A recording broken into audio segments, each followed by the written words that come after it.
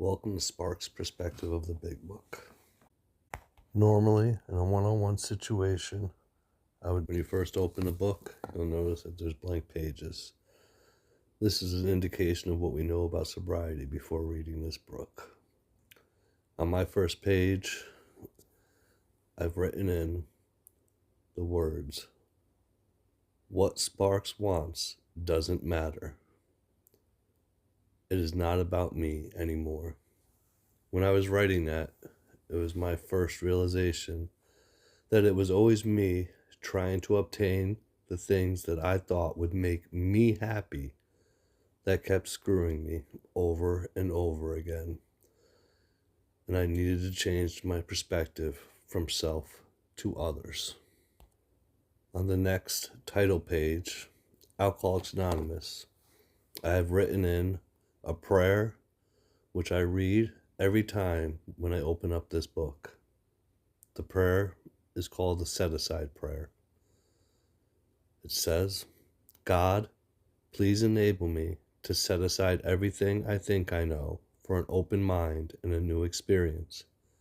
Help me see the truth about this book, the meetings, these 12 steps, and my illness, my physical craving after I drank, my mental obsession before I start to drink, and the unmanageability of my life. Amen." Continuing on, the next page is a list of other books you can get, but the next page is the beginning and the first promise of Alcoholics Anonymous. Alcoholics Anonymous, the story of how many thousands of men and women have recovered from alcoholism, emphasizing the fact that they have recovered, not recovering. I believe the third edition had the unity symbol in it already. On the fourth edition, I drew it in myself, and it was explained to me like this. You have the circle and the triangle within the circle, and it's the three legacies of AA: recovery, unity, and service. On the left side, we have unity. It's found in the fellowship. The part of the disease it treats is the body, or the physical. It's made up of a set of 12 principles, 12 traditions, which can be found on page 562 through 566. At the foundation of the triangle is recovery. Recovery can be found in the first 164 pages of this big book, and the part of the disease it treats is the mind, or the obsession. It is the 12 principles, the 12 steps of Alcoholics Anonymous. On the right side, we have service. Service is found in carrying the message, and the part of the disease it treats is the spiritual malady. It's protected by the set of 12 principles, the 12 concepts, which can be found on page 574 to 575. We have to understand that this disease is a three-part disease: mind, body, and spirit, and we cannot just treat one aspect of it. The unity helps in the beginning to keep us away from the physical cravings, but that would have little to lasting hope if we can't deal with the mental obsession. And the mental obsession is cured by working the 12 steps and realizing why it is that we drank to begin with. And spoiler alert, the overall fix to everything is always working on the spiritual malady. And the spiritual malady, in a nutshell, is selfish self-centeredness. And the cure is to be selfless. The more selfless actions we do, the more we heal and the more connection we create. Because the opposite of addiction is not abstinence, it's connection. Our spiritual malady has separated us from our fellows and created fear, anxiety, and depression. The answer is to become other-centered, and the fears and anxieties will start to fade away. Skipping past the copyrights, the table of contents, and proceeding to the preface. Preface, Roman numeral, page 11. A lot of step 2 can be found in the preface and the forewords to the big book. It's testimonial of how well this program has worked over the years since it began. page Roman numeral 11, preface. This is the 4th edition of Alcoholics Anonymous. The first edition appeared in April 1939, and in the following 16 years, more than 300,000 copies went into circulation. The second edition, published in 1955, reached a total of more than 1,150,500 copies. The third edition, which came off the press in 1976, achieved a circulation of approximately 19,550,000 in all formats. As of 2018, 25 million in English alone had been sold. Because this book has become the basic text for our society and has helped such large numbers of alcoholic men and women to recovery, there exists strong sentiment against any radical changes being made in it. Therefore, the first portion of this volume, describing the AA recovery program, has been left largely untouched. In the course of revisions made for the second, third, and the fourth edition, the sections called The Doctor's Opinion has been kept intact, just as it was originally written in 1939 by the late Dr. William D. Silkworth, our society's great medical benefactor. The second edition added the appendices and the 12 traditions, and the directions for getting in touch with AA. But the chief changes have been in the sections of personal stories, which have expanded to reflect the fellowship's growth. Bill's story and Dr. Bob's nightmare and other personal histories from the first edition were retained intact. 3 were edited, and one of these was retitled. New versions of 2 stories were written with the new titles. 30 completely new stories were added, and the story section was divided into 3 parts under the same headings that are used now. In the third edition, Part 1, Pioneers of AA, was left unchanged. 9 of the stories in Part 2, They Stopped in Time, were carried over from the second edition. 8 new stories were added. In Part 3, They Lost Nearly All, 8 stories were retained, 5 new ones were added. The fourth edition includes the 12 concepts for world service and revises the 3 sections of personal stories as follows. 1 new story has been added to Part 1, and 2 that originally appeared in Part 3 have been repositioned there. 6 stories have been deleted. 6 of the stories in Part 3 have been carried over, 11 new ones have been added, and 11 taken out. Part 3 now includes 12 new stories. 8 were removed, in addition to the 2 that were transferred to Part 1.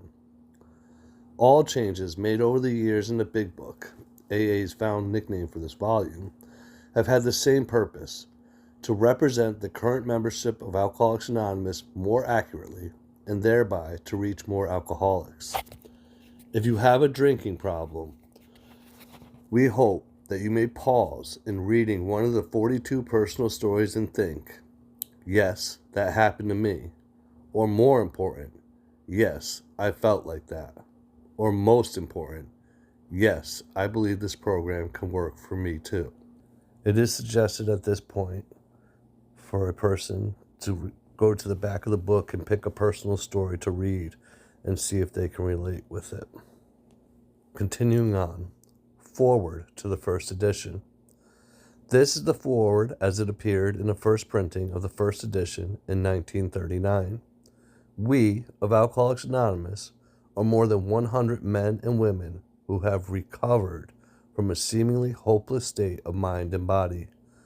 To show other alcoholics precisely how we have recovered is the main purpose of this book. For them, we hope these pages will prove so convincing that no further authentication will be necessary. We think that this account of our experience will help everyone to better understand the alcoholic. Many do not comprehend that the alcoholic is a very sick person. And besides, we are sure that our way of living has its advantages for all. It is important that we remain anonymous because we are too few at present to handle the overwhelming number of personal appeals which may result from the publication. Being mostly business or professional folks, we could not well carry on our occupation in such an event. We would like it to be understood that our alcoholic work is an avocation. I have it noted that an avocation is something, it's a hobby, something done as a hobby, not for payment. I would like to note that those words emphasize only the first part of the principle of anonymity. You can see the fear about personal anonymity and how it could protect the individual. But don't get it wrong, anonymity has a much deeper spiritual aspect that will be explained later on. When writing or speaking publicly about alcoholism, we urge each of our fellowship to omit his personal name, designating himself instead as a member of Alcoholics Anonymous. Very earnestly, we ask the press also to observe this request, for otherwise we shall be greatly handicapped. We are not an organization in the conventional sense of the word. There are no fees or dues whatsoever.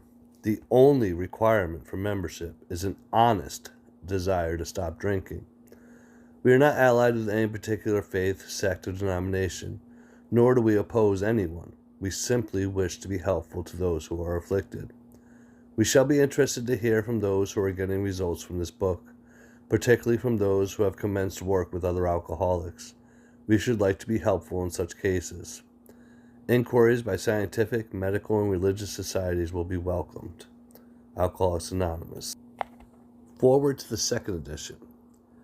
Figures given in this forward describe the fellowship as it was in 1955. Since the original forward to this book was written in 1939, a wholesale miracle has taken place.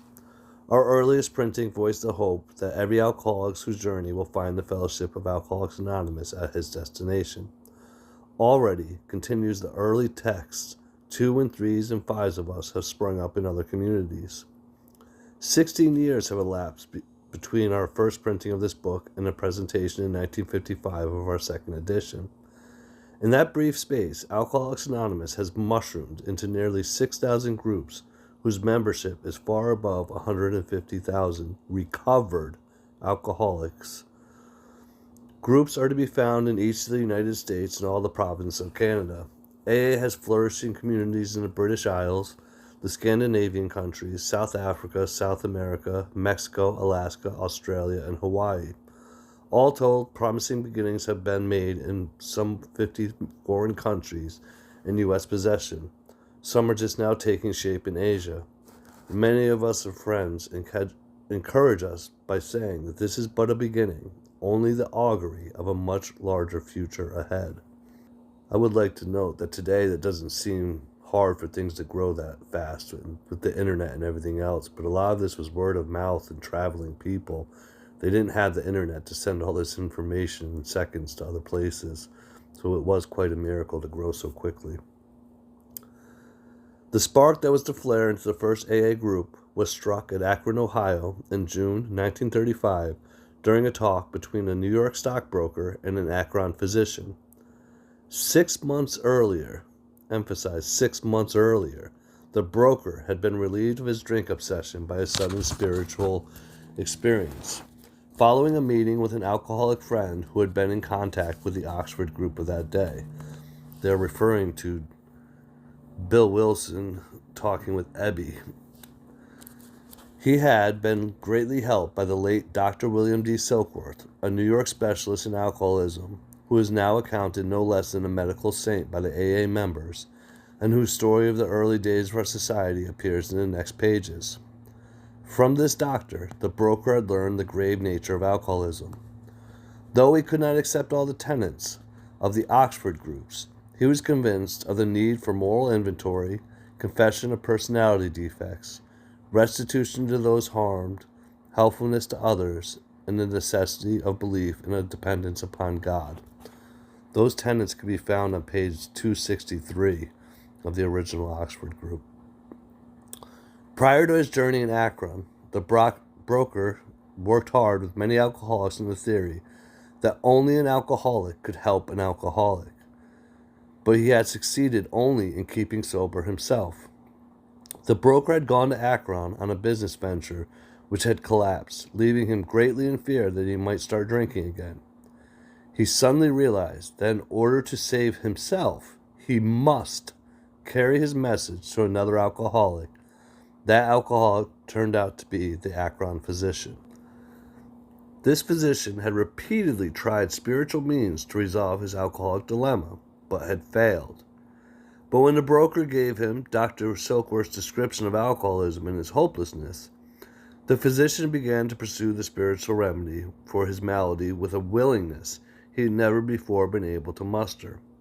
He sobered, never to drink again, up to the moment of his death in 1950. This seemed to prove that one alcoholic could affect another as no non-alcoholic could. It also indicated that strenuous work, one alcoholic with another, was vital to permanent recovery. I'd like to point out that Dr. Bob had already been attending the Oxford group, which was a very religious-based program. And no matter how spiritually he tried to work, he was missing a key factor that Bill brought him. That factor that Bill brought him is what Dr. Silkworth had explained to him about the physical allergy to alcohol. That once we put even the smallest amount of alcohol into our bodies, it creates the craving. And once we've crossed the line, that craving cannot be stopped with self-will. So though Dr. Bob tried to sober up occasionally, every time he would have a glass of wine with dinner, he'd be off to the races again. He didn't understand that he couldn't have even a drop of alcohol. Continuing on. Hence, the two men set to work almost frantically upon alcoholics arriving in the ward of the Akron City Hospital. Their very first case, a desperate one, recovered immediately and became AA number 3. You can find AA's number 3 story on page 182. Taking a note that in that story, Bill, the third AA member, took his third step on his third day. Continuing. He never had another drink. This work at Akron continued through the summer of 1935. There were many failures, but there was an occasional heartening success. When the broker returned to New York in the fall of 1935, the first AA group had actually been formed, though no one realized it at the time. A second small group promptly took shape at New York, to be followed in 1937 with the start of a third at Cleveland. Besides these, there were scattered alcoholics who had picked up the basic ideas in Akron or New York and were trying to form groups in other cities. By late 1937, the number of members having substantial sobriety time behind them was sufficient to convince the membership that a new light had entered the dark world of alcoholics. It was now time, the struggling groups thought, to place their message and unique experience before the world. This determination bore fruit in the spring of 1939 by the publication of this volume. The membership had then reached about 100 men and women. The fledgling society, which had been nameless, now began to be called Alcoholics Anonymous from the title of its own book. The flying blind period ended, and the AA entered a phase of its pioneering time. With the appearance of the new book, a great deal began to happen. Dr. Harry Emerson Fosdick, the noted clergyman, reviewed it with approval. In the fall of 1939, Fulton Orsler, the editor of Liberty, printed a piece in the magazine called Alcoholics and God. This brought a rush of 800 frantic inquiries into the little New York office, which meanwhile had been established. Each inquiry was painstakingly answered. Pamphlets and books were sent out. Businessmen traveling out of existing groups were referred to these prospective newcomers. New groups started up, and it was found, to the astonishment of everyone, that AA's message could be transmitted in the mail as well as by word of mouth. By the end of 1939, it was estimated that 800 alcoholics were on their way to recovery. In the spring of 1940, John D. Rockefeller, Jr., gave a dinner for many of his friends to which he invited AA members to tell their stories. News of this got in the world wires, inquiries poured in again, and many people went to the bookstore to get the book Alcoholics Anonymous. By March 1941, the membership shot up to 2,000.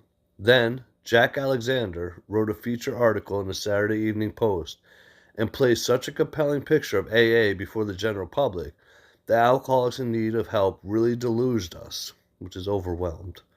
By the close of 1941, AA numbered 8,000 members. The mushrooming process was in full swing. AA had become a national institution.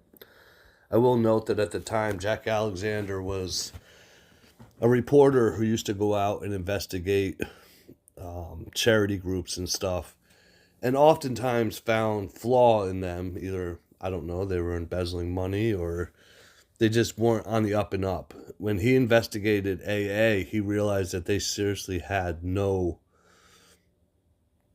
selfish motives, that they generally just wanted to help people. And when he conveyed that, for him to say that, for him to give homage to something, was a huge deal back then. Continuing on. Our society then entered a fearsome and exciting adolescent period. The test that it faced was this: could this large number of erstwhile erratic alcoholics successfully meet and work together? Erstwhile meaning former, so former erratic alcoholics. Would there be quarrels over membership, leadership, and money? Would there be striving for power and prestige? Would there be schisms, aka cliques, which would split AA apart? Soon, AA was beset by these very problems on every side and in every group. But out of this frightening and first disrupting experience, the conviction grew that AA had to hang together or die separately. We had to unify our fellowship or pass off the scene. As we discovered the principles by which the individual alcoholic could live, so we had to involve principles by which the AA groups and AA as a whole could survive and function effectively. It was thought that no alcoholic man or woman could be excluded from our society, that our leaders might serve but never govern, that each group was to be autonomous meaning independent, separate, subject to its own conscience. And there was to be no professional class of therapy. There were to be no fees or dues. Our expenses were to be met by our own voluntary contributions.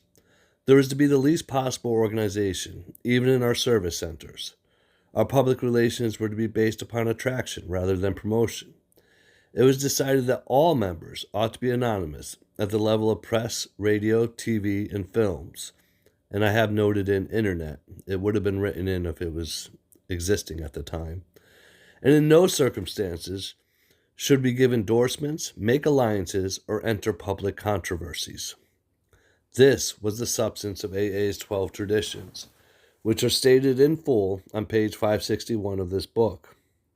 Though none of these principles had the force of rules or laws, they had become so widely accepted by 1950 they were confirmed by our first international conference held at Cleveland.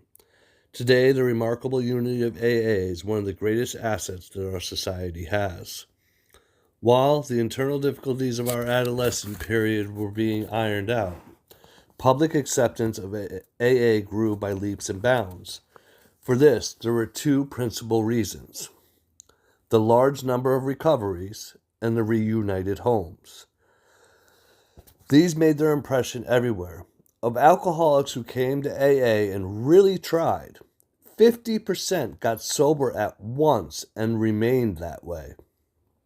25% sobered up after some relapses, and the remainder who stayed on with AA showed improvement.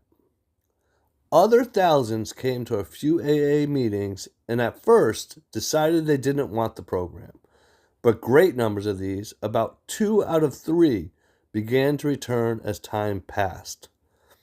I'd like to note that they're saying 50% people who actually really tried the program sobered up immediately.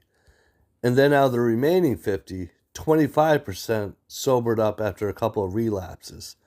That is a 75% success rate.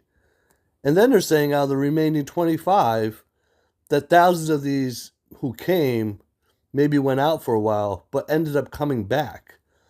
The success rate was significantly higher in those days, going through the program the way it was originally laid out, compared to today where you go to rehab and they tell you 1 out of 10 recover. That's a 10% recovery rate in comparison to the 75% recovery rate that they had in the beginning, when this program was being worked the way it's laid out in this book. Continuing on.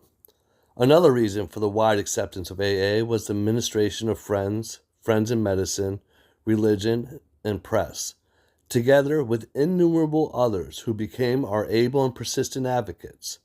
Without such support, AA could have made only the slowest progress. Some of the recommendations of AA's early medical and religious friends will be found further on in this book. Alcoholics Anonymous is not a religious organization. Neither does AA take any particular medical point of view, though we cooperate widely with the men of medicine as well as the men of religion. Alcohol, being no respecter of person, we are an accurate cross-section of America, and in distant lands. The same democratic evening up process is now going on. By the personal religious affiliation, we include Catholics, Protestants, Jews, Hindus, and a sprinkling of Muslims and Buddhists. More than 15% of us are women. At present, our membership is pyramiding at the rate of about 20% a year. So far, upon the total problem of several million actual and potential alcoholics in the world, we have made only a scratch. In all probability, we shall never be able to touch more than a fair fraction of the alcoholic problem in all of its ramifications. Upon therapy for the alcoholic himself, we surely have no monopoly. Yet it is our greatest hope that all those who have as of yet found no answer may begin to find one in the pages of this book, and will presently join us on the high road to a new freedom. That pyramiding rate, the mushrooming process of AA, really declined in the late 80s, and it hasn't been growing quite as fast as it was, probably due to rehabs and other obstinacy to the spiritual approach and everything. But again, like I said, the success rate was at 75%. And when they started bringing in all this obstinacy to the spiritual program they created, you started to see the decline in recovery. Continuing on, forward to the third edition. By March 1976, when this edition went to the printer, the total worldwide membership of Alcoholics Anonymous was conservatively estimated at more than 1 million, with almost 28,000 groups meeting in over 90 countries. Surveys of groups in the United States and Canada indicated that AA is reaching out not only to more and more people, but to wider and wider range. Women now make up more than 1/4 of the membership. Among newer members, the proportion is nearly 1/3. 7% of AAs surveyed are less than 30 years of age, among them many in their teens. The basic principles of the AA program, it appears, hold good for individuals with many different lifestyles, just as the program has brought recovery to those of many different nationalities. The 12 steps that summarize the program may be called Los Dos Pasos in one country, and Las Dos Etapes, sorry, I don't speak, I believe that is French, in another. They trace exactly the same path to recovery that was blazed by the earliest members of Alcoholics Anonymous. In spite of the great increase in size and the span, this fellowship at its core remains simple and personal. Each day, somewhere in the world, recovery begins when one alcoholic talks with another alcoholic, sharing experience, strength, and hope. I do want to emphasize the one alcoholic talking to another alcoholic, not a group of alcoholics talking to one alcoholic. The one-on-one interactions are pivotal to sobriety.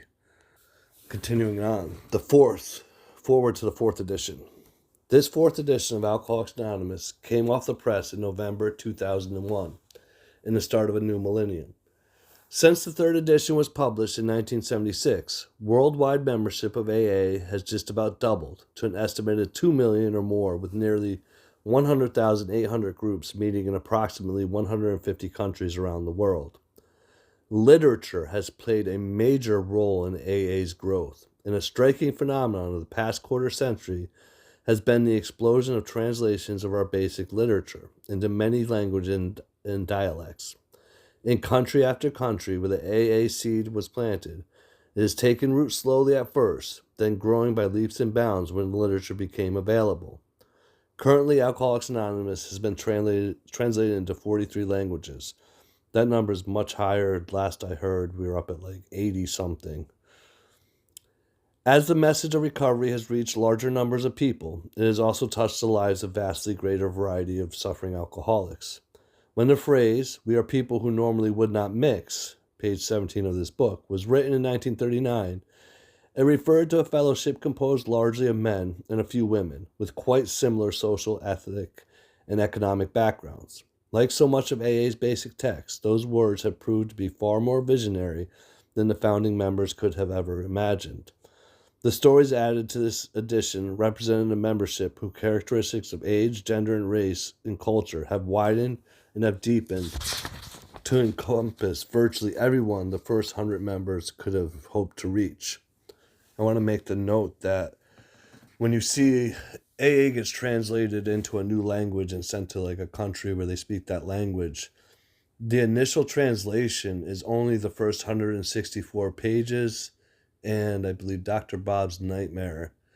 And then once they could read all that and start to recover, then those specific cultures or countries start sending in their personal stories and they get added to the big book so it can help reflect more accurately the same cultural and everything else for more connection and relatability. So they usually send the first, like an abridged version of the translation, and then it grows from there. Continuing on. While our literature has preserved the integrity of the AA message, and I want to emphasize, literature has preserved the integrity of the AA message.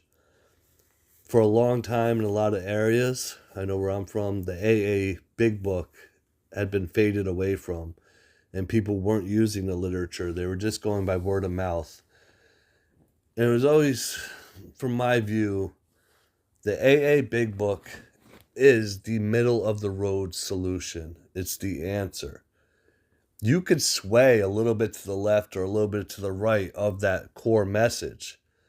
But when you eliminate the core message of the actual literature, the message starts to sway to the left of the left of the left of the left, or vice versa, till it's so watered down that today you go to AA groups and so much of the message that you're hearing isn't even AA.